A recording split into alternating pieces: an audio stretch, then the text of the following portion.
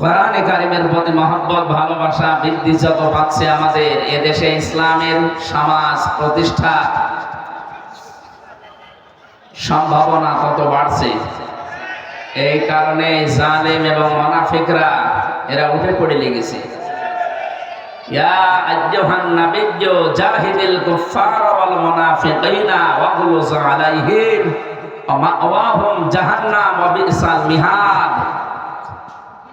আল্লাহ তাআলা বলেন, হে রাসূল, হে নবী, আপনি যথাযথভাবে সংগ্রাম করেন, লড়াই চালিয়ে যান মুনাফিক এবং কাফেরদের বিরুদ্ধে।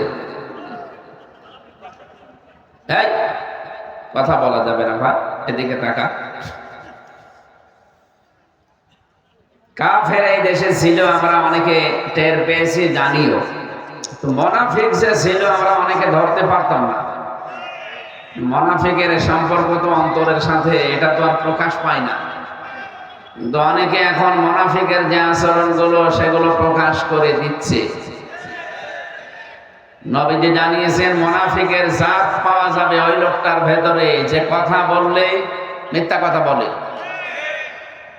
কারোর সাথে ওয়াদা করলে ভঙ্গ করে, আমানত কিছু রাখলে খিয়ানত করে, আর কারোর সাথে যদি একটু ঝগড়া হয় আগেই গালি দেয়। এই এলাকায় তো এই স্বভাব নেই। মুরব্বি মানুষ দেখি মাঝে মাঝে, আমাদের চাইতেও বড় সন্তান আছে তাদের। এ সমস্ত ছেলেদের সামনে মেয়েদের সামনে মুরব্বি মানুষটা তার স্ত্রীকে একেবারে মুখ ছেড়ে দিয়ে গালি দিচ্ছে। এখন তার ছেলে আর মেয়ে যে প্রাপ্তবয়স্ক যারা দাঁড়িয়ে আছে, ওরা যদি আপনাকে ধরে এখন পিটায়, ওনার লজ্জা করে না এত বড় ছেলে মেয়ের সামনে তার মাকে গালি দিতে? আপনি মানুষ, এই কে করেন কি? আপনি বললাম যে কথা বলা যাবে না। দাঁড়িয়ে আছেন, বসে আছেন, যেভাবে আছেন থাকেন, কথা বলবেন না। একেবারে নিস্তব্ধ হয়ে যান, বসেন। এখানে জায়গা কত পড়ে আছে, ওখানে দাঁড়িয়ে আছেন, এখানে বসা যাচ্ছে না। এখানে 20-30 জন বসে যায়, নাকি ভেঙে যাবে?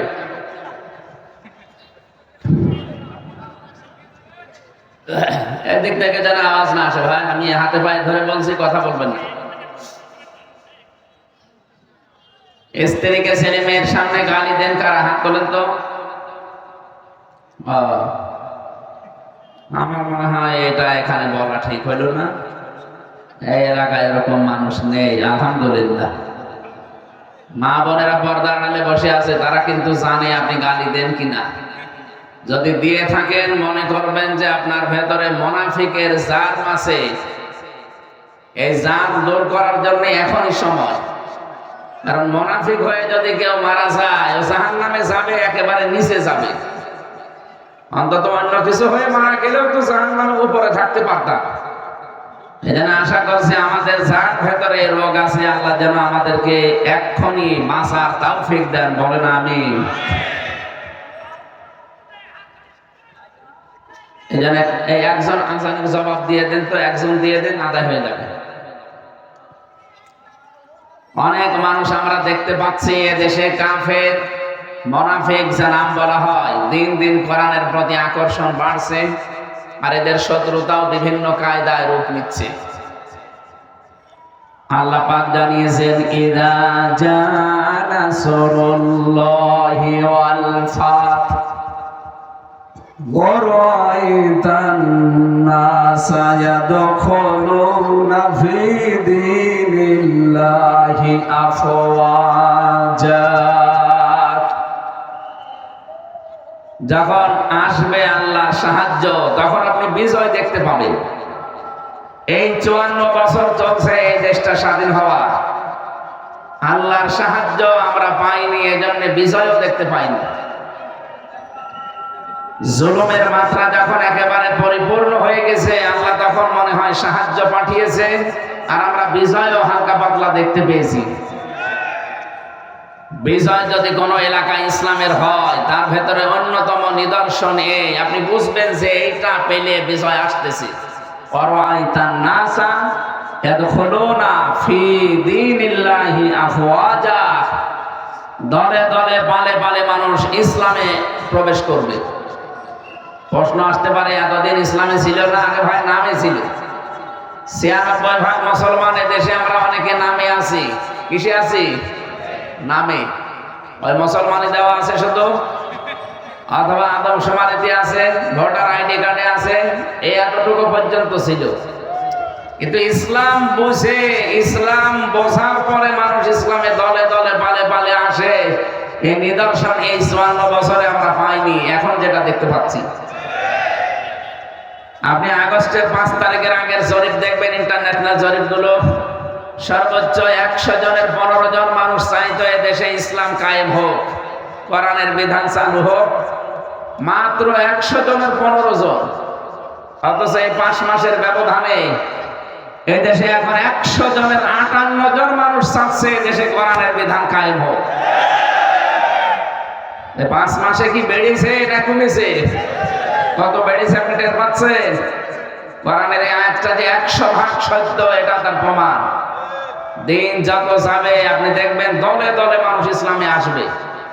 আন্তর্জাতিক কিছু চাপ আছে, এগুলো যদি আমরা কাটিয়ে উঠতে পারি আমাদের ঈমান এবং আমলের উপরে ভিত্তি করে, আল্লাহর ওয়াদা, আল্লাহ এই দেশে ইসলাম কায়েম করে দেবে ইনশাআল্লাহ। ওয়াদাল্লাহুল্লাযীনা আমানু মিনকুম ওয়া আমিলুস সালিহাত লা ইস্তাখলিফান্নাহুম ফিল আরদ কামা ইস্তাখলাফাল্লাযীনা মিন ক্বাবলিহিম। আল্লাহ তাআলা বলেন, আমি ওয়াদা করলাম। বলেন তো ওয়াদা কার? এটা তো মিথ্যা হওয়ার সম্ভাবনা আছে। হ্যাঁ, আল্লাহ বলেন, ইন্নাল্লাহা লা ইউখলিফুল মিআদ। আমি যদি কোনো ওয়াদা করি কখনো ওটা ভঙ্গ করি না। সরাসরি ওয়াদা করছেন কে? আরো জোরে। আল্লাহ বলেন, আমি আল্লাহ নিজে ওয়াদাল্লাহ, আমি নিজে ওয়াদা করছি। আল্লাযীনা আমানু মিনকুম, তোমাদের ভেতরে যারা ঈমান আনবে, ওয়া আমিলুস সালিহাত, আর এই দাবি অনুযায়ী যারা আমলে সালেহ নেক কাজ করবে। আমি এই যে আকিজ গ্রুপের মাহফিল ছিল কিছুদিন আগে, এখানে আমলে সালেহের প্রতি একটা ছোট্ট ব্যাখ্যা দিয়েছিলাম। আমলে সালেহ বলতে আমরা অনেকেই মনে করি নামাজ, রোজা, দান, সাদকা, দাড়ি রাখা, এগুলো আমলে সালেহ, ভালো কাজ। আরে ভাই, সালেহ শব্দের শাব্দিক অর্থ হচ্ছে যোগ্য। সালেহ মানে কি? এটা কিন্তু রেকর্ড হচ্ছে, সারা দুনিয়া যাবে কালকে। এখানে আমার সামনে মাত্র এই 10,000 মানুষ না, এখন 18 কোটি মানুষ আমার সামনে বসে আছে। যশোরের নাম হয়তো এই রূপদিয়া, যশোর হয়তো বাংলাদেশে চেনে, রূপদিয়া অনেকেই চেনে না। কিন্তু কোরআনে কারিমের অনুষ্ঠানের কারণে কালকে তামাম দুনিয়ায় জানবে যে যশোরে রূপদিয়া বলে একটা জায়গা আছে। আল্লাহ কোরআন যেমন প্রচারিত, রূপদিয়াও প্রচারিত হয়ে যাবে ইনশাআল্লাহ। কি বুঝলেন? সালেহ মানে শুধু নামাজ, রোজা, হজ আর যাকাত না, শুধু জিকির আজকার না, নামাজের পরে শুধু মিষ্টি খাওয়া, এটাই সালেহ না। সালেহ মানে যোগ্য। সালেহ মানে কি? যারা ঈমান আনার পরে যোগ্য হয়ে গড়ে উঠবে। আল্লাহ বলেন, আমি ওয়াদা করলাম তাদের সাথে, লা ইস্তাখলিফান্নাহুম ফিল আরদ। লামে তাকিদ নুনে সাকিলা। এখানে আলেম যারা আছে তারা জানে, 2 বার গ্যারান্টি দিচ্ছেন। আল্লাহ বলেন, আমি গ্যারান্টি দিয়ে বললাম জমিনের শাসন ক্ষমতা তাদেরকে দিয়ে দেব। কেমন করে দেব? কামাস্তাখলাফাল্লাযীনা মিন ক্বাবলিহিম, তাদের পূর্বে যেমন দিয়েছিলাম এদের মতো করে দেব। আমাদের পূর্বে যারা ঈমান এনেছিল, ঈমানের উপরে টিকে ছিল, আপনি তাকান তাদের দিকে।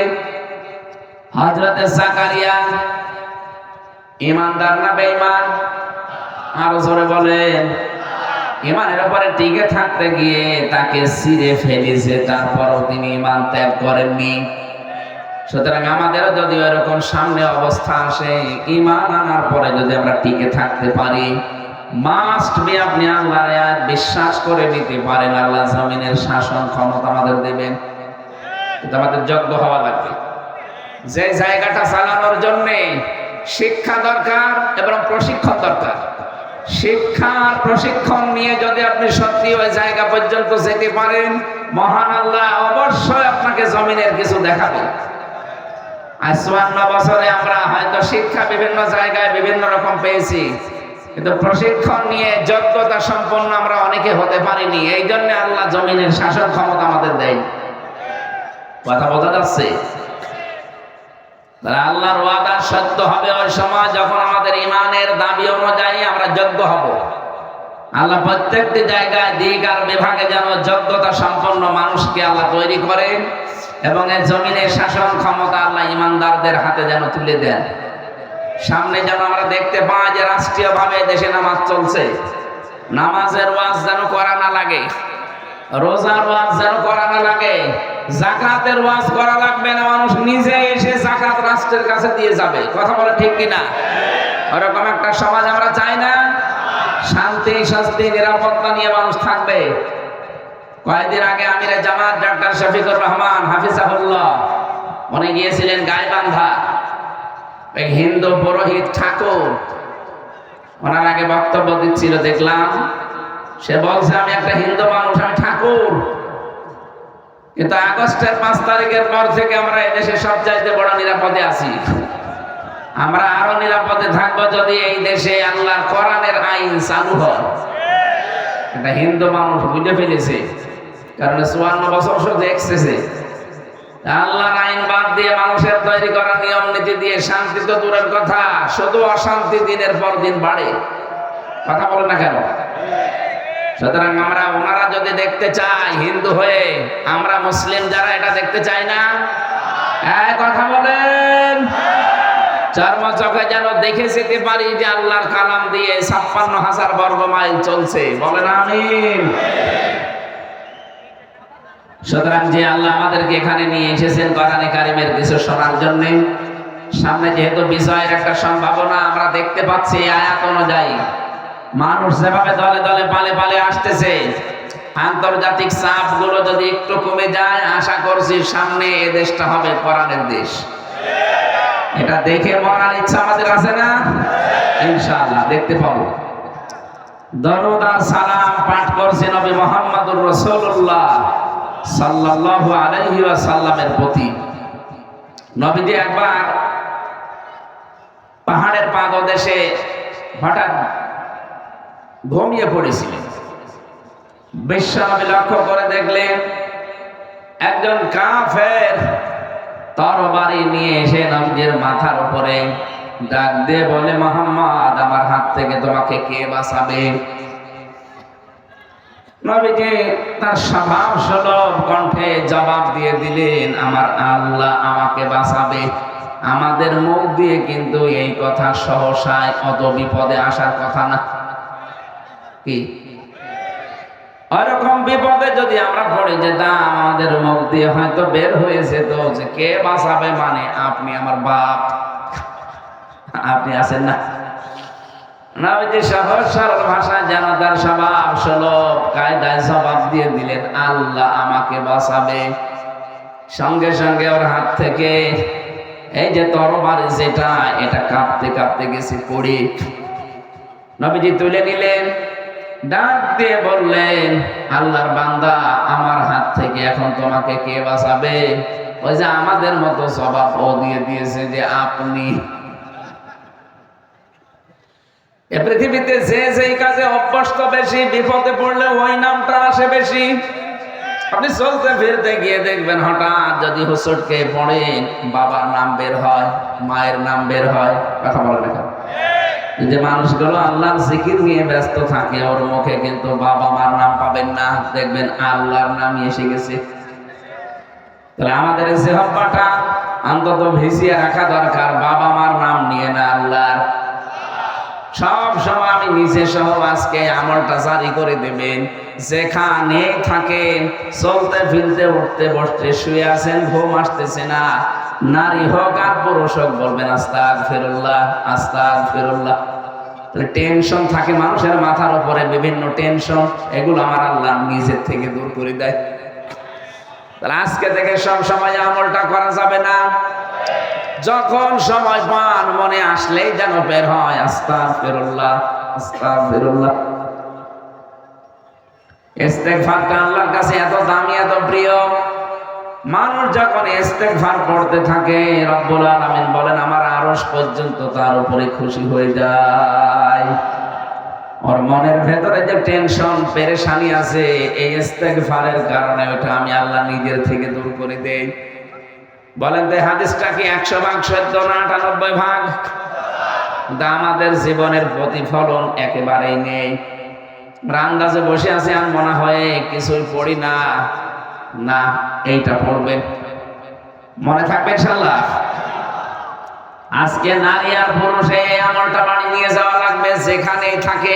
শুধু প্রস্রাব পায়খানা বাদ দিয়ে, শুধু এই জায়গাটা বাদ দিয়ে যেখানেই থাকবেন সব সময় মুখ দিয়ে যান। আপনি পাক থাকেন না পাক থাকেন অসুবিধা নেই, না পাক পাকে ভাববেন না, আপনি পড়তেই থাকবেন সব সময় আস্তাগফিরুল্লাহ আস্তাগফিরুল্লাহ আস্তাগফিরুল্লাহ।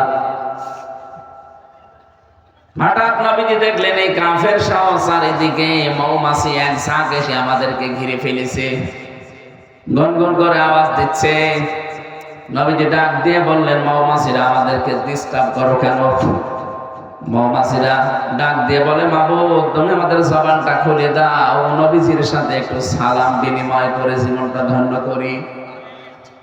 সঙ্গে সঙ্গে আল্লাহ তাদের জবান মানুষের মতো খুলে দিয়েছে। সিরাতের কিতাবে পড়েছি, নবীজির সাথে ডাক দিয়ে বলে, হে রাসূল আপনি তো গুনগুন আওয়াজ শোনেন, আপনি যখন বিপদে পড়েছিলেন আল্লাহ তো আপনাকে আগেই জানিয়েছে আল্লাহু ইয়াসিমুকা মিনান নাস, যে আপনি যদি বিপদে পড়েন আপনাকে আল্লাহ নিজে বাঁচাবে। তার বিভিন্ন সৈন্য বাহিনী আছে তাদেরকে দিয়ে, আমরা তার একটা সৈন্য।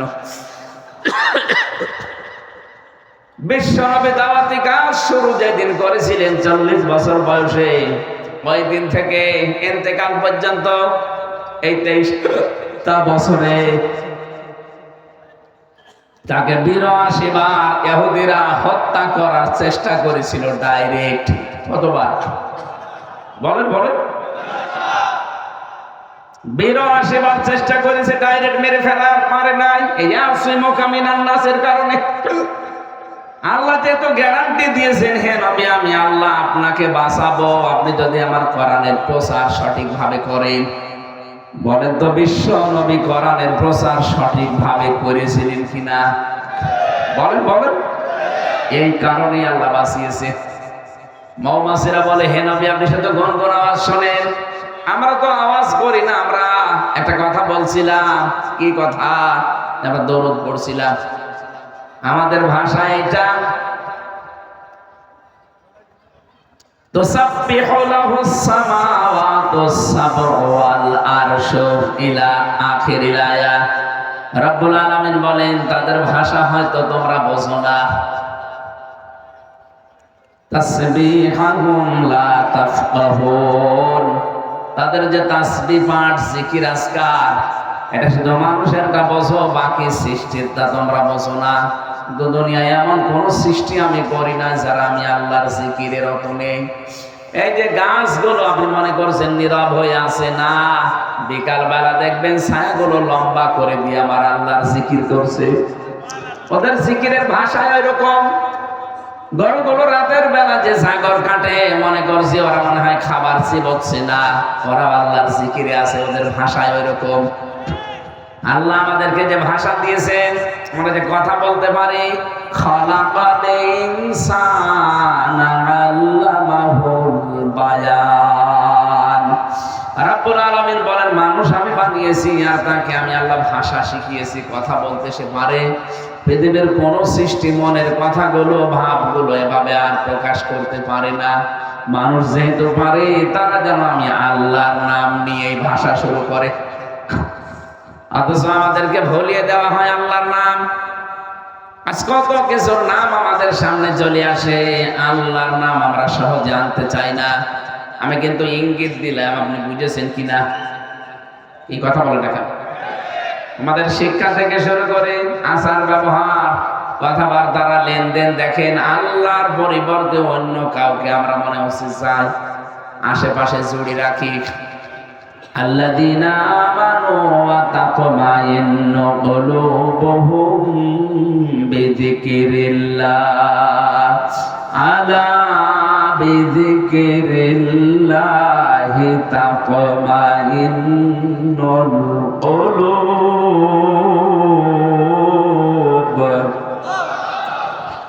আল্লাহ তাআলা বলেন যারা ঈমান মানি নিছে এই মানুষগুলোর কাছে আমি আল্লাহর জিকিরে শান্তি আসবে, প্রশান্তি পাবে তারা। মানুষের অন্তর শান্ত করার জন্য একটা নাম আছে পৃথিবীতে, বলেন তো নাম কি? আরো জোরে বলেন। কোন সময় যখন একেবারে কিছুই আপনার হাতে নেই, চিন্তা পেরেশানিতে একেবারে দুনিয়া শেষ হয়ে যাচ্ছে, একটু লম্বা করে সেজদা দিয়ে মনের গভীর থেকে শব্দটা উচ্চারণ করে দেখবেন, অটোমেটিক আল্লাহ যেন অজানা সুখ, অনির্বচন সুখ আপনাকে আল্লাহ দান করবে। কয় মিনিট সেজদা দিয়েছেন জীবনে? হয়তো 1-1.5 মিনিট 2 মিনিট আপনি উঠে পড়েন, এটা লম্বা সেজদা দিয়ে দেখেন তো আধা ঘন্টা 1 ঘন্টা পরিমাণে আপনি দেখবেন এটা অনির্বচন সুখ পাবেন যদি আপনার অন্তর পরিষ্কার থাকে। নবীজি ডাক দিয়ে বললেন, মৌমাছিরা দরুদ পড়ছিল, এটা তোমাদের ভাষা। কি কি কারণে দরুদ পড়ছিল? এই সময় আমাদের ডিস্টার্ব হচ্ছে, এত আওয়াজ দাও। বারবার বলছিলাম যে আমাদের ডিস্টার্ব হচ্ছে, তুমি আমাদের ভাষা তো তোমরা বোঝো না, কিসের দরুদ বলো দেখি। এই কঠিন মুহূর্তে তোমাদের দরুদের দরকার কি ছিল?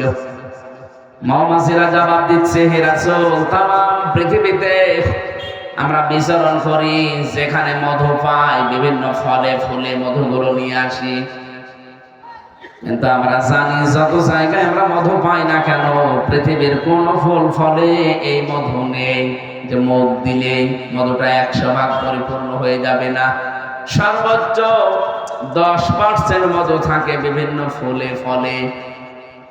এটাকে 100 ভাগ করার জন্য আমরা নিজের বাসা থেকে অনেক দূর পর্যন্ত চলে যাই। যারা আমরা কাজ করে খাই তাদেরকে শ্রমিক বলা হয়। যিনি ওই চাকের ভেতরে একেবারে মেন দায়িত্বে আছে তার নাম রানী। এরপরে যিনি রানীর কথাবার্তার মতো আমাদের কাছে খবর পৌঁছায় তার নাম পিউপা। এরপরে যিনি দায়িত্বে আছেন গেটে দারোয়ানের তার নাম গার্ড। এই যত এলাকা থেকে মধু সংগ্রহ করে আমরা যাই চাকে, চাকে যাবার পরে সর্বপ্রথম আমরা গার্ডের কাছে ওইটা দেখাই। গার্ড ওইটা নেওয়ার পরে পিউপার কাছে দেয়। পিউপা ওটা পরীক্ষা করার জন্য তার এই বাসার ভেতরে আধুনিক যন্ত্রগুলো আছে। আপনারা হয়তো শুধু চাক দেখেন, সূরা নাহাল নামে মৌমাছি নামে আল্লাহ একটা সূরা নাযিল করেছেন, ওর ব্যাখ্যা এগুলো লেখা আছে। ছোট্ট ছোট্ট ওই ঘরের ভেতরে এত যন্ত্রপাতি আছে, সারা পৃথিবীর যেখান থেকেই মুখে করে মধু নিয়ে যাক, সঙ্গে সঙ্গে মধুটা আগে ওই পিউপার কাছে দেওয়া হয়। গাঁট নিয়ে পিউপার কাছে দিয়ে পরীক্ষা নিরীক্ষা করে যদি দেখে যে দিয়ে গেল তার শরীরের কোন জায়গায় নাপাক লেগে আছে, সঙ্গে সঙ্গে ওকে ধরে পানিশমেন্ট দেবে।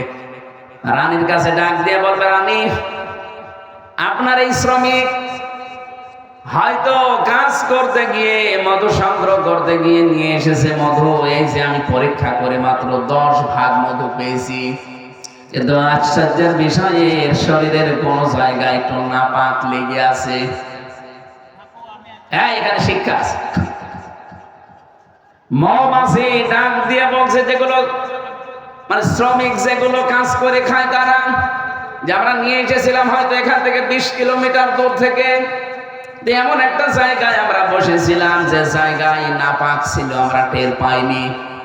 পিউপা যদি পরীক্ষা করে দেখে যে এর ভেতরে নাপাক ছিল, সঙ্গে সঙ্গে রানীর কাছে পৌঁছিয়ে দেয়। রানী আদেশ দিয়ে দেয়, ওর আর বেঁচে থাকা আর কোনো অধিকার নেই, ওকে মেরে ফেলো। ওই সময় তাকে চাকের ভেতরে মেরে ফেলা হয়। তাফসিরে মুফাসসিরিন ইকরাম লিখেছেন কেন, জবাব দিয়েছেন তারা নিজেরাই। প্রথম কারণে মধুটা তামাম পৃথিবীতে বান্দা বান্দীদের জন্য আল্লাহ শেফা হিসাবে দিয়েছেন। সুম্মা কুলি মিন কুল্লিস সামারাত, আল্লাহ পাক বলেন যত ফল মাকড় আছে, ফল ফল আছে, এখান থেকে এরা খেয়ে খেয়ে এগুলো নিয়ে আসে। শিফাউল লিন্নাস, মানুষের এগুলো রোগ মুক্তির কারণ হিসাবে আল্লাহ ব্যবহার করেন। যেহেতু মানুষের এই মুখটাকে আমার আল্লাহ জন্মের শুরু থেকে একেবারে জন্মের শুরু থেকে মায়ের পেট থেকে বের করা পর্যন্ত মুখটাকে পবিত্র রেখে দিয়েছিলেন, নাপাক করেন নাই। এদিকে তাকান। জন্মের শুরু থেকে একেবারে সেই বীর্য, ওখান থেকে আপনাকে মায়ের পেট থেকে আল্লাহ যখন বের করে দিয়েছে, আজ পর্যন্ত আপনার মুখে কোনো নাপাক আল্লাহ লাগতে দেয়নি। কথা বলে না কেন?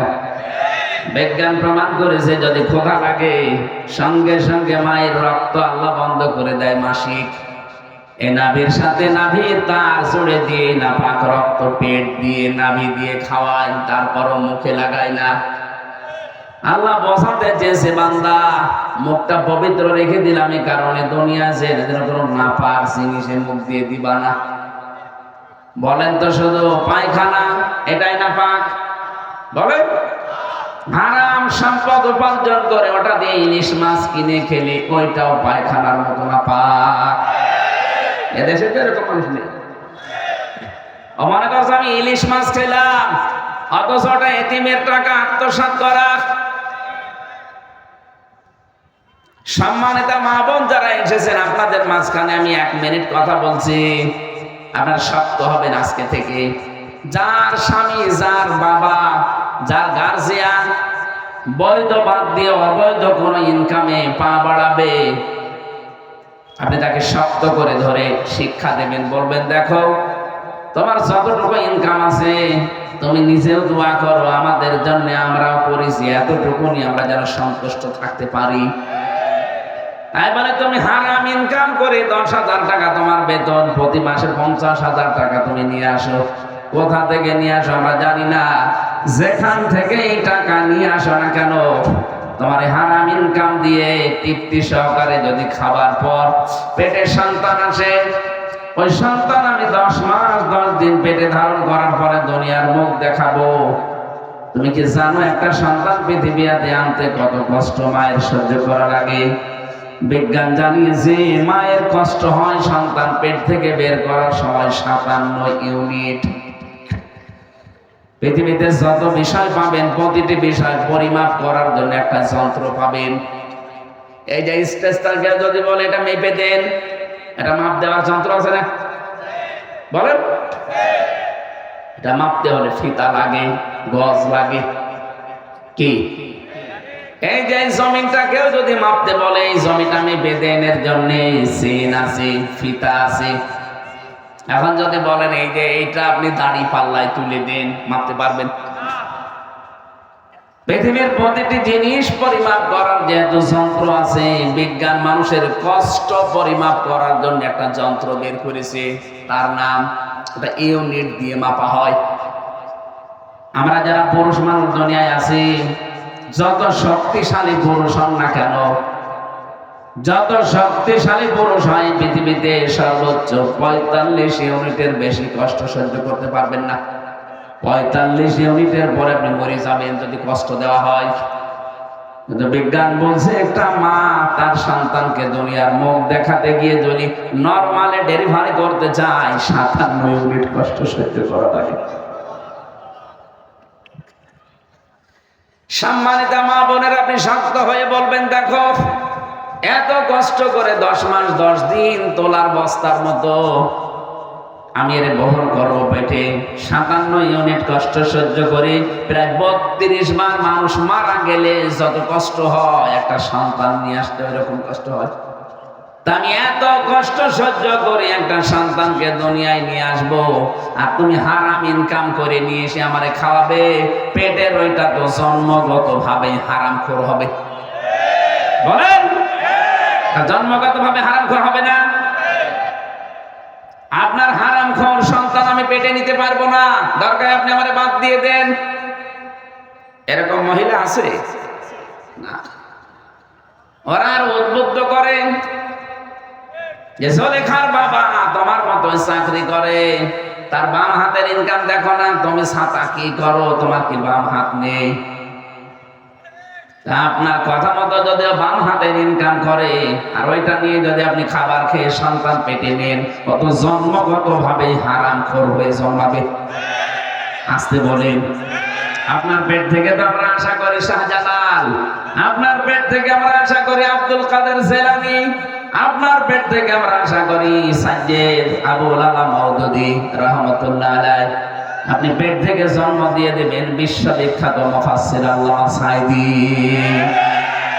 আর আপনি কি জন্মাচ্ছেন? এখানে পরিবারে যারা আছেন, মা হোক, বোন হোক, বউ হোক, ভাবি হোক, আপনাদের শক্ত হতে বলছি। আমার ম্যাডাম এটা শুনছে, ম্যাডামকেও বলবো আপনিও শক্ত হবেন। আমি যেন বাম হাতের কোনো কিছু নিয়ে অন্তত আপনাকে না দেই। যদিও আর সন্তান হওয়ার সম্ভাবনা আমার নেই, না নেই। আমার 3টা মেয়ে, ডাক্তার রে শেষের তার বেলায়, ম্যাডাম তো আইসিইউতে ছিল, বাচ্চাটাও ছিল লাইফ সাপোর্টে। ডাক্তার আমাকে ডাক দিয়ে বলছে আপনার মেয়ে নেবেন না স্ত্রী নেবেন, যে কোনো একটা বাঁচবে। অথচ এর আগে আমার 2টা মেয়ে অলরেডি আছে। চিন্তা করলাম কয়েক মিনিট যে এখন কি করি। মেয়ে যদি বাঁচাতে চায়, বউ যদি মরে যায়, সাথে বিয়ে নেই আলাদা করা হবে, কিন্তু এদের 3জনকে এখন দেখবে কি?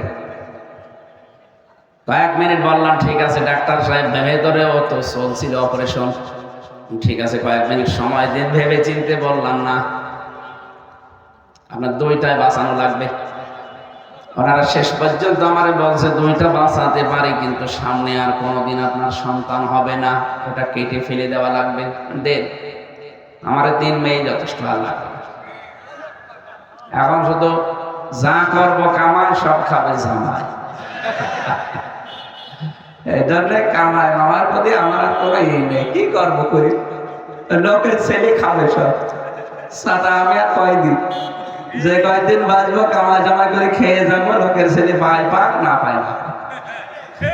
বলেন তো, আমি এই মানুষের জন্য যা করবো কামাই, সব খাবে জামাই, ওদের জন্য করি। আমার আখিরাত নষ্ট করার কোনো দরকার আছে? আমি আমার 3 পুরুষের পরে সত্যি কথা বলছি, কিন্তু আমি চিনি না। আমার বাবা রিয়াজউদ্দিন, তার বাবা জাহান আলী, তার বাবা নমাজ আলী, এরপরে আমার জাহান আলী। আমি চিনিও না, তাদের নামও জানি না। আর আমি কোনোদিন, আমি আমার বাবার কাছে, আমার দাদা তো মরিয়ে গেছে, আমি জিজ্ঞাসা করিনি যে তোমার বাবার কি নাম ছিল। আমার দরকার নেই, আমি বোঝার জন্য বলছি। আমি একটা আলেম মানুষ, আপনারা জানেন আমি অনার্স মাস্টার্স করা কোরআনের উপরে। তা আমার মতো একজন মানুষ যদি 3 পুরুষের পরে আমি আর না চিনি, এখানে যে লোকটা ভ্যান চালক, ও মনে হয় বাবার নামও জানে। 3 পুরুষের পরে যে লোকটা মরে গেছে, নমাজ আলীর বাবা, সে মাত্র 61 বছর আগে মরেছে। আমি হিসাব করলাম, আমার বাবাকে জিজ্ঞাসা করে মাত্র 61 বছর আগে সে মারা গেছে। সেই লোকটা এখন যদি এসে কুষ্টিয়াতে বলে যে এই 2 তলা বাড়ি আমার, এই ভিটা আমি বানিয়েছিলাম, ওর দাঁত মুখ সব খুলে ফেলবেন। যে ভণ্ডামি করেন আপনি, কিসের নমাজ আলীর বাপ আপনি? আমি তো নমাজ আলীকে চিনি না। কথা বলে দেখেন তো, দেখেন মাত্র 3 পুরুষের পরে যদি উনি এখন ফিরে আসে, ওনাকে জীবনে আমি দেখিনি। আমার বাবা মনে হয় দেখেছি, এখন ওনাকে আমি দেখিনি, উনিও আমাকে দেখেনি। উনি এখন নিজে, অথচ এই ভিটা কিন্তু ওনারই। কুষ্টিয়ার যে ভিটা, এই ভিটা ওনার না? এক কথা বলেন না কেন? এইটার জন্য উনি ডান হাত বাম হাত দেখেনি, কত কষ্ট স্বীকার করে বিশাল সাম্রাজ্য বানিয়ে রেখে গেল। অথচ এখন সেই লোকটা মাত্র 61 বছর পরে এসে তার নিজের বাড়িতে আর উঠতে পারবে না। হয়তো এখন যদি থাকতেও দেই, বলবো মসজিদে যে থাকেন, সকালবেলা ফোটে। এই হচ্ছে দুনিয়াতে। এদের জন্য আমার বিশাল আখিরাত আমি নষ্ট করব, এটা আমার জন্য বললাম। নারী হোক আর পুরুষ হোক, প্রত্যেকের জন্যে সম্মানিত মা বোনেরা, আপনি শক্ত হবেন। বলবেন যে না, কোনো হারামখোর আমি পেটে নিয়ে ঘুরতে পারবো না। জন্মগত ভাবে হারামখোর হবে, ওর কাছে আমি সামনে কি আশা করব? সুতরাং যদি এগুলো বন্ধ না করো, আমারে বাদ দিয়ে দাও, আমি অন্য জায়গায় সংসার করব। কথা বলেন না কেন? যশোরবাসী, যেহেতু খুলনা বিভাগে আমারও বাড়ি, সারা বাংলাদেশের 64 জেলার চাইতে এই বিভাগের মানুষগুলোকে এমনি মানুষ হিসাবে স্বাভাবিকভাবে ভালোবাসি বেশি। সেই হিসাবে বড় দরদ নিয়ে বলছি, মা বোনদেরকেও, আপনি আমার হয়তো মা হবেন, বোন হবেন, ভাবি হবেন, ফুফু হবেন, এরকমই কিছু হবে। বউ তো আর বলা যাচ্ছে না, বউ যা আছে ওই একটাই শেষ। এই হিসাবে বলছি আপনাদেরকে, আমি আপন মনে করি, সত্যি কথা শোনাচ্ছি, কেউ কারো না। যার জন্য যা করে যাচ্ছে সত্যি কিন্তু এই আমার মতো 3 পুরুষের পরে আর চিনবে না। সুতরাং আমার বিশাল জীবন পড়ে আছে, জীবনটা যেন আমি নষ্ট করে না ফেলি। কোরআনের সামারাইজ বক্তব্য কিন্তু এটাই, ওয়ামাল হায়াতুদ দুনিয়া ইল্লা মাতাউল গুরুর। বলেন আল্লাহু আকবার। রব্বুল আলামিন জানিয়েছেন, হে পৃথিবীর মানুষেরা, বারবার আজকে আমি কোরআনে পেয়েছি, দুনিয়ার জীবন কিন্তু ধোঁকা। কে বলছে? বলেন বলেন। যে কথাটা তুলেছিলাম এ পর্যন্ত বলার জন্য, একটা মা এত কষ্ট সহ্য করছে যে সন্তানের জন্য, এই সন্তানটা পৃথিবীতে আনতে যদি তার 57 ইউনিট কষ্ট সহ্য করা লাগে, যেটা 32 বার মরণের যন্ত্রণার সমান, সেই মা কোন কারণে এখন আপনার হারাম ইনকাম মেনে নেবে? এখানে আমরা যারা পুরুষ মানুষ আছি, আমাদেরও হেফাজত হওয়া লাগবে। এই মুহূর্তে আমাদের সংশোধনের সময়। সম্মানিত ভাইরা, সম্মানিত মা বোনেরা, মৌমাছিটা কিন্তু এই কথাই জানাতে চেয়েছে যে আমরা যদি কোনো নাপাক জিনিস মুখে করে নিয়ে আসি, অবশ্যই আমরা মুখে নাপাক জিনিস নিয়ে আসি না, মুখে নিয়ে আসি আমাদের মধু, আর পায়ের সাথে থাকে আমাদের হয়তো কোনো নাপাক জায়গায় যদি বসে যায়, সঙ্গে সঙ্গে রানীর অর্ডার মতো আমাদেরকে আর বাঁচতে দেয় না। সে জানিয়ে দেয় যে এই মধু আল্লাহর বান্দারা খাবে, শেফার কারণে মুখ দিয়ে মানুষকে দিয়ে খায়। বলেন বলেন। তাদের শেফার কারণে আল্লাহ মুখ দিয়ে খাওয়ানোর ব্যবস্থা করেছে। এই মধু আমাদের মাধ্যমে এটা উপার্জন হয়, ব্যবস্থা হয়। আর তুই নাপাক জায়গায় বসলি কোন কারণে? ধরার বেঁচে থাকার কোনো অধিকার নেই, তখন তাকে মেরে ফেলে। তখন মৌমাছিরা নবীজি গান জানিয়েছিল, হে রাসূল, আপনাকে আমি আশ্চর্য একটা কথা শোনাই। আমরা যে গুনগুন করছিলাম, কেন জানেন? এই মনে আছে আপনাদের কেন গুনগুন করছিলাম আপনারা জানেন?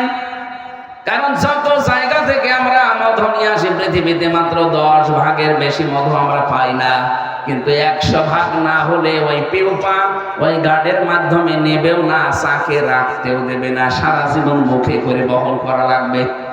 নবীজি বললেন, তাহলে করো কি এগুলো? মৌমাছির ওই সময় জবাব দিয়েছে, হে রাসূল, আমরা এই 10 ভাগ মধু দুনিয়ার যেখান থেকেই নিয়ে আসি না কেন, আসার পরেই নিজের চাকের সামনে দাঁড়িয়ে এই মধুটা মুখে নিয়ে তো আপনার নামে 10 বার দরুদ পড়ি, 10 বার আপনার নামে সাল্লাল্লাহু আলাইহি ওয়াসাল্লাম, সাল্লাল্লাহু আলাইহি ওয়াসাল্লাম। এটা আমাদের ভাষা, কিন্তু ওদের ভাষা হয়তো আলাদা, যেটা আমরা বুঝি না। এই যে ঘাসের ভাষা বুঝলাম না, গাছের ভাষা কি? তারা জিকির করছে কিন্তু লম্বা করে ছায়া দিয়ে। গরু জিকির করছে চাদর কেটে। পৃথিবীতে এমন কোন জীব নেই, এমন কোন প্রাণী নেই যার ভেতরে আল্লাহর জিকির নেই। আর যতক্ষণ শুকিয়ে না যায়, যদি শুকিয়ে যায় তখন জিকির বন্ধ করে দেয়। এজন্য কাঁচা পাতা বিনা কারণে ছিঁড়বেন না। যতক্ষণ কাঁচা আছে ততক্ষণ জিকির করে, কাঁচা পাতা ছিঁড়ে ফেললে জিকির বন্ধ হয়ে যায়। মৌমাছিরা বলছে, ওই সময় আমরা 10 বার দরুদ পড়তে পড়তে এই 10 ভাগ মধু মহান আল্লাহ 100 ভাগ করে দেয়। তখন আমরা এটা চাকে রাখার অনুমতি পাই। যশোরবাসী এই ঘটনা তাফসীর থেকে কয়েক মিনিটে শোনালাম এই কারণে, যেই নবীর উপর মধু মৌমাছি 10 ভাগ মধু নিয়ে দরুদ পড়লে 100 ভাগ আল্লাহ বানিয়ে দিতে পারে। আমরা যদি এ নবীর আদর্শ একেবারে জন্ম থেকে মরণ পর্যন্ত সব বাদ দিয়ে মেনে নিতে পারি, এই দেশে 100 ভাগ আল্লাহর শান্তি কায়েম হবে ইনশাআল্লাহ। আজকের আমার তেলাওয়াতকৃত আয়াতের সাবজেক্ট হচ্ছে আমাদের নবী ইব্রাহিম আলাইহিস সালাম, যিনি জাতির পিতা। তাকে আল্লাহ জীবনে 50টা পরীক্ষা করেছিলেন। আমি এই জন্য শোনাচ্ছি কারণ আমরা ইব্রাহিমের সন্তান। কথা বলেন না কেন? আমাদের জাতি হিসাবে মুসলিম জাতির পিতাকে আরো জোরে, পিতা যদি 50টা পরীক্ষা দেয়, সন্তানের উপর তো অন্তত 5টা পরীক্ষা আসবে, আসবে না? 50টা পরীক্ষা তিনি দিয়েছিলেন। সূরা বাকারা 124 নম্বর আয়াতে আল্লাহ দলিল দিচ্ছেন, ওয়াইযিবতালা ইব্রাহিমা রাব্বুহু বিকালিমাতিন ফাআতাম্মাহুন্না। স্মরণ করো হে নবী, আপনি ওই সময়ের কথা যখন আমার নবী ইব্রাহিমকে আমি কয়েকটা কালেমার দ্বারা পরীক্ষা করেছিলাম, এখানে কালেমা মানে কয়েকটা বিষয়, যতগুলো বিষয় পরীক্ষা তাকে করেছি আমার ইব্রাহিম প্রতিটি পরীক্ষায় পাশ করেছে। জোরে বলেন আল্লাহু আকবার। আমরা এমন বাবার সন্তান যে বাবার সন্তানদের জীবনে কোনো ফেল নেই। কথা বলে না কেন? সুতরাং সামনে যত কঠিন পরিস্থিতি আসুক, ইব্রাহিমকে যারা জাতির পিতা মেনে নিয়েছেন, দুনিয়ায় একদিকে চলে যাবে যেন ফেল না হয়, সেই সময় কিন্তু সামনে আসতে পারে। এই কথা বলেন। উনি 50টা পরীক্ষা দিলেন, আমাদের 10টাও যদি না হয় তো কেমন সন্তান আমরা? আল্লাহ পাক বলেন, ক্বালা ইন্নী জাইলুকা লিন-নাসি ইমামা। হযরত ইব্রাহিম যখন প্রতিটি পরীক্ষায় পাশ করেছে, আমি আল্লাহ খুশি হয়ে তাকে জাতির ইমাম বানিয়ে দিলাম। এখানে জাতি মানে শুধু মুসলমান না, লিন-নাসি ইমামা, মানুষ মতবাচ্চে যারা বিবেচিত সবার জন্য আমি আল্লাহ তাকে নেতা বানিয়ে দিলাম। হযরত ইব্রাহিম ওই সময় প্রশ্ন করে, রাজনীতির গন্ধ না খুঁজে আপনি কোরআন থেকে মিলান।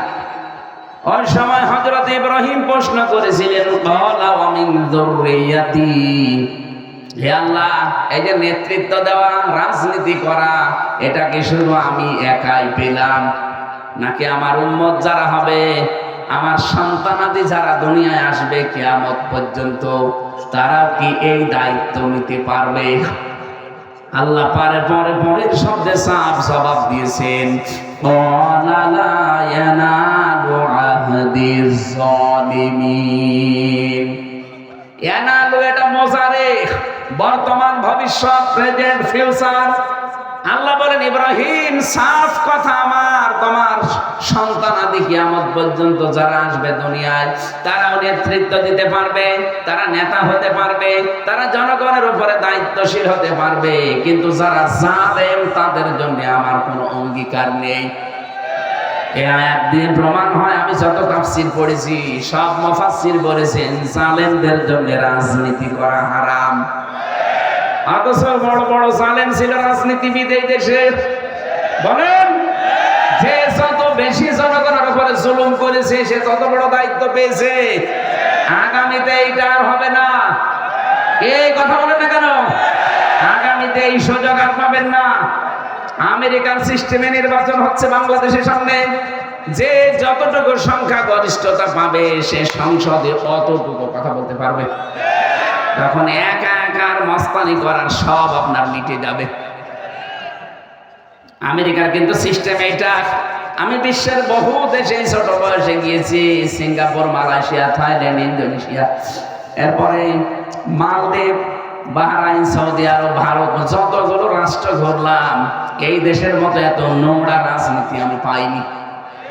কত দিন সেখানে থাকতাম, 1 মাস, 1.5 মাস, 2 মাস করে ঘুরে আসতাম। কই এত নোংরা রাজনীতি তো ওই সমস্ত দেশে আমি পেলাম না। আমাদের দেশটা মডেল হয়ে দাঁড়াবে। আমেরিকায় যেটা চলছে ওটা আমার মনে হয় সামনে চলে আসতেছে। এখন দেখছেন না, এদেশের সবাই কিন্তু বাইরে, হাসিনা দিল্লিতে, কথা বলছেন না, খালেদা কানাডায়, জামাতের আমির আছে কুয়েতে, কাতারে। এদেশের যারা হাল ধরবে একটা অনেকে মনে করছে চিকিৎসার জন্য গেছে, একজন গেছে পালিয়ে, আর একজন গেছে কি কাজে, না সব কাজে গেছে, সবগুলো কাজে আছে, এক একটা নাম নিয়ে গেছে।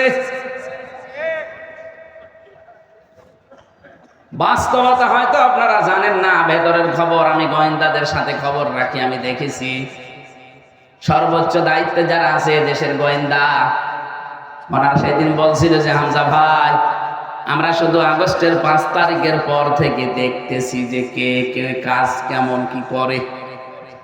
যেহেতু সামনে আমেরিকার মতো সিস্টেমে যদি নির্বাচন হয়, তাহলে যে যত বেশি সংখ্যাগরিষ্ঠতা পাবে, সিট পাবে, সে সংসদে ওই রকম ভূমিকা রাখতে পারবে।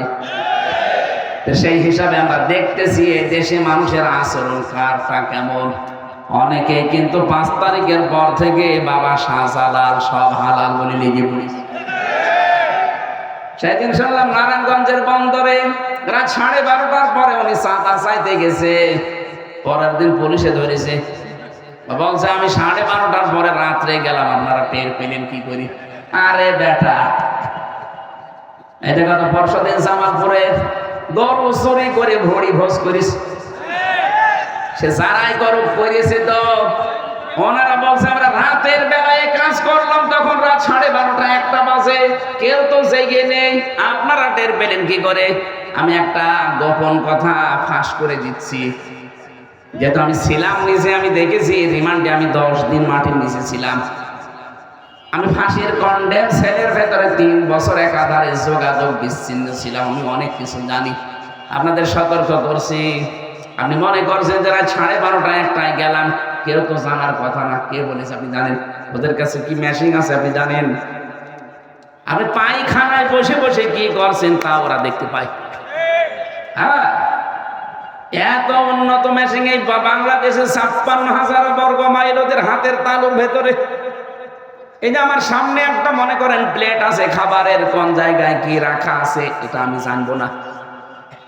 কথা বলে না, থালের কোন জায়গায় খাবারের গোশত আছে, কোথায় শাক আছে, কোথায় কি দেওয়া আছে, ভাজি দেওয়া আছে, কোথায় ছানা দেওয়া আছে, সবগুলো আমার সামনে দেখা যাচ্ছে না? ওদের কাছে যে মেশিন আমি নিজে দেখে এসেছি, ওরা সব এভাবে দেখতে পাচ্ছে। এই জন্য ওরা কিন্তু পর্যবেক্ষণে রেখেছে কে কি কাজ করে। অনেকেই কিন্তু নিজের নামে অলরেডি বদনাম নিয়ে ফেলেছেন। কি সারা দেশে আমি যাচ্ছি, 630টা থানা আছে এই দেশে, কম বেশি সব জায়গায় আমার যাওয়া শেষ। আপনারা নিজেদের পায়ে নিজে কোড়াল মেরেন না, আপনারাও মজলুম আমি জানি, আপনারাও মাজলুম দল। আমার সাথে বিএনপির কত মানুষ ছিল আমি দেখেছি, এক একজনের নামে 313টা পর্যন্ত মামলা পেয়েছি। একজন বিএনপির নেতার নাম শুনলাম, তিনি আমার পাশে ছিলেন, তার মামলা 556টা। আমার মাত্র 2টা মামলায় যদি জীবন এলোমেলো হয়ে যায়, যার 556টা মামলা, ও কবে জামিন পাবে, কবে বের হবে, আর কবে হাজিরা দেবে? কি করেছে জালেমরা বলেন তো? অথচ সেই মাজলুম দলটাকে আপনি ডোবানোর জন্য অনেকে চেষ্টা করছেন। আপনি একটা নাফরমান, একটা বেঈমান। শহীদ রাষ্ট্রপতি জিয়াউর রহমান তিল তিল করে দলটা গড়ে তুলেছিল আপনাকে দিয়ে নষ্ট করার জন্য না। এখানে যারা এই কাজগুলো করবে, সে যেই হোক, যদি জামাত ইসলাম করে, যদি বিএনপি করে, যদি ইসলামী যতগুলো দল আছে, যে কোনো দলের নাম নিয়ে কেউ যদি চাঁদাবাজি করে, যেখানে করবে সব এক জায়গায় হয়ে যাবে। জোতা দিয়ে পিটাবেন দরকার হয়। কোন দল সাপোর্ট করে না যে চাঁদাবাজি করুক, কথা বলে না কেন? এরা নিজেদের সাথে করে দলীয় কায়দায় নাম দিয়ে দেয় যে বিএনপির অমক, জামাতের অমক। কে বলেছে আপনাকে? তারেক রহমান সরাসরি ঘোষণা দিয়েছে, চাঁদাবাজ দুর্নীতিবাজ কাউকে ধরতে পারলে সরাসরি পিটিয়ে পুলিশে দিয়ে দেবে। কোন বাবা বাঁচাবে আপনাকে? কত মানুষ তো তাই যশোরে যান, 4 দেওয়ালের মাঝে পড়ে আছে। একবার যদি আপনাকে ওই জায়গায় দেয় না, কোন বাপ খবর নেবে না। এই যে পাশের যারা খুলনা, বিশ্বজিৎকে যারা হত্যা করেছিল, ওর একটা ছেলে আমার সাথে ছিল, শাওন। ও মার্ডার মামলার আসামি, এই হিসাবে ওর ফাঁসির রায় ছিল। এখন যাবজ্জীবন দিয়েছে, 30 বছর জেল খাটবে। মাঝে মাঝে আমার ওই কন্ডেম ছেলে এসে বলতো, ভাই ভুল করে ফেলেছি। ছেলেটা আমার বারবার বলছিল যে কিসের জামাত, কিসের শিবির, আমি তো মুসলমানই না। আপনি যদি বিশ্বাস না করেন, আমার জিনিসপত্র দেখেন। তারপরও আমরা মানি না, ওকে কোপের ওপরে কোপ দিয়ে শেষ করে দিয়েছি। কিন্তু এখন কি হলো, আমার মা বাবা এখন আমার আর খবর নেয় না। আমার যাদের কথা মতো এই কাজ করেছিলাম আবেগে, তারাও এখন আর খোঁজ নেয় না। এখন আমার যে 30 বছর জেল খাটা লাগবে, কিছুই করার নেই। জেলখানায় যারা থাকে, যেহেতু যশোরের জেলখানা আরো কঠিন, বাংলাদেশে 3টা জেল সবচাইতে বড় মারাত্মক জেল, রাজশাহী, যশোর আর ওই যে কাশিমপুরের হাই সিকিউরিটি জেল। এখানে বড় বড় আসামিদেরকে রাখা হয়, যারা 25 বছর, 30 বছর, 40 বছর, 50 বছর পড়ে আছে, যাদের 100, 150, 200 বছর জেল। হ্যাঁ, আমি মুকিম গাজীরকে পেয়েছিলাম, বললাম ভাই কয় বছর আপনার জেল? বলছে 167 বছর। 167 বছর জেল। ও একবার মরে কবরে যাবে, আর একবার জিন্দা হবে, আবারও জেল খাটবে, তাও শেষ হবে। কথা বলেন না কেন? একজনের জেল শুনেছিলাম 250 বছর, ওই যে যেটা মরে গেল, শাহজাহান জল্লাদ। ওর প্রথম দিন যে আমি পেয়েছিলাম ঢাকার এই কেন্দ্রীয় কারাগারে, এত বড় বড় মোষ, জল্লাদ তো জল্লাদের মতোই। প্রথমে এসে আমার সালাম দিয়ে বলছো, হুজুরের ভেতরে তো অনেক টিভি আছে, এখানে ওই যে মেমোরি কার্ডে ওয়াজ ভরে নিয়ে এসে আমাদেরকে শোনানো হয়। তা আপনারা আমি চিনি, আপনার নাম আমির হামজা না? আপনার নাম কি? বলছে শাহজাহান জল্লাদ ভুইয়া। ও চেহারা দেখে আমি অজ্ঞান হয়ে যাওয়ার মতো, বাবা এই লোকটাই তো ফাঁসি দেয়। আমার সামনে কতগুলো মানুষ, প্রায় 12-13 জনকে ফাঁসি দেওয়া দেখলাম আমার এই চোখের সামনে। একটা জীবিত মানুষ নিয়ে 1 মিনিট পরে সে লাশ হয়ে যাবে। একটা করে ফাঁসি দিলে নাকি 4 মাস করে জেল মাফ হয়, এই জন্য ও এই কাজ নিয়েছিল। ওর ওই রকম জেল ছিল, সে রাষ্ট্রপতির ক্ষমায় মনে হয় মাপ পেয়ে বের হয়েছিল। বেরিয়ে তো টিকতে পারলো না, কিছুদিন পরে মরে গেল। ভেতরে তো অনেক খাবার পেত।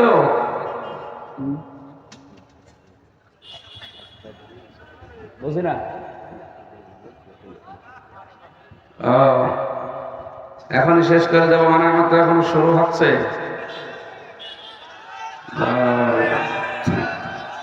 সম্মানিত ভাইরা, আমরা আমাদের পিতা, জাতির পিতার 50টা পরীক্ষার কথা বললাম না? এই যশোরে আর মাহফিল আছে? আর যশোর কোথায় আছে কত জানি না। এখানে সূরা বাকারার 124 থেকে 131 নম্বর আয়াত পর্যন্ত বাড়ি যায়, এখন লিখে নেবেন, মোবাইলে তুলে নেবেন, প্রত্যেকে পড়বেন যারা লেখাপড়া জানেন। এখানে 50টা পরীক্ষা। আমাদের বাবাকে যদি আল্লাহ করে সন্তান হিসাবে, অন্তত 5টা পরীক্ষা হবে না? ওনার পরীক্ষা ছিল জীবনে 50টা। ঈমান সম্পর্কে 10টা, আমল সম্পর্কে মানে কাজ সম্পর্কে 30টা। এই কাজের ভেতরে আবার 3 ভাগ। সূরা তাওবার 112 নম্বর আয়াতে আছে 10টা। সূরা মুমিনুনের 101 থেকে 10 নম্বর আয়াত পর্যন্ত আছে আরো 10টা। সূরা আহজাবের 35 নম্বর আয়াতে আছে আরো 10টা, এই 30টা। আর এই ঈমানের 10টা, 40টা। এরপরে ফিতরাত বা স্বভাব সম্পর্কে 10টা। এটা মারিফাতুল কোরআন আর তাফসিরে হাক্কানি, তাফসিরে ফি জিলালিল কোরআন, এগুলো থেকে আমার এই তথ্যগুলো নেওয়া।